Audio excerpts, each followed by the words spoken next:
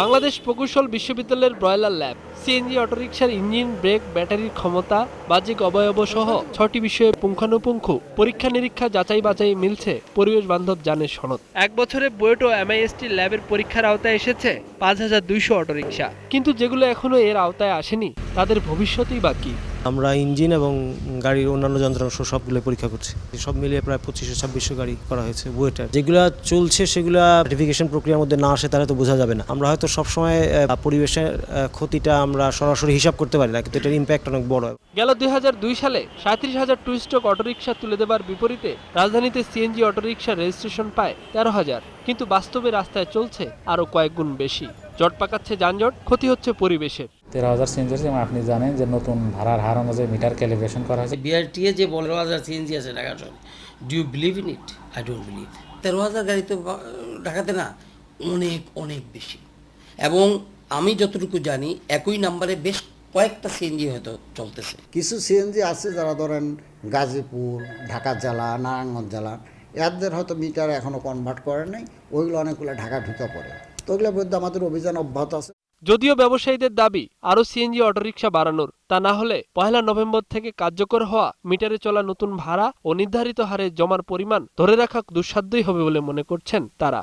৯২৭টি গাড়ির মালিকের বিরুদ্ধে অতিরিক্ত ভাড়া আদায় এবং ২ শিফটিতে গাড়ি পরিচালনা করার অভিযোগ দায়ের করেছে। এখানে ১৩,০০০ গাড়ি, ৪০,০০০ চালক, মালিকরা চালকদেরকে জিম্মি করে অতিরিক্ত ভাড়া আদায় করার সুযোগটা পেয়ে যাচ্ছে। এখন যদিও মিটারে চলতেছে, কতদিন পর্যন্ত আমরা এটা ধরে রাখতে পারবো? গাড়ি স্বল্পতার কারণেই এই সংকটের সৃষ্টি। ২৫,০০০ও যদি করে তাহলে মোটামুটিভাবে যাত্রী সেবা পাবে যাত্রীরা। যদি সরকার এবং বিআরটিএ এবং ম্যাজিস্ট্রেট কোর্ট যদি সঠিকভাবে পরিচালনা করা যায়, তাহলে আমাদের এই সমস্যাটা থেকে আমরা উত্তরণ পাবো। এখনই স্বল্প দূরত্বে যেতে চান না চালকরা, এমনকি পুলিশ কন্ট্রোল রুমের নম্বর লেখা থাকার কথা থাকলেও নেই অনেক সিএনজি অটোরিকশায়। আসলে এটা তো যে নাম্বারটা তো এটা কোনো আইন না, এটা একটা স্বেচ্ছা সহযোগিতামূলক একটাই ছিল। যানজট কমাতে বাসের সংখ্যা বাড়ানো এবং চলার উপযোগী রাস্তা নিশ্চিত করার পরামর্শ বিশেষজ্ঞদের। না পাওয়ার ফলেই কিন্তু একটা পর্যায়ে এসে বাধ্য হয়ে কিন্তু বিকল্প হিসাবে রিক্সাটা নিচ্ছে, সিএনজিটা নিচ্ছে।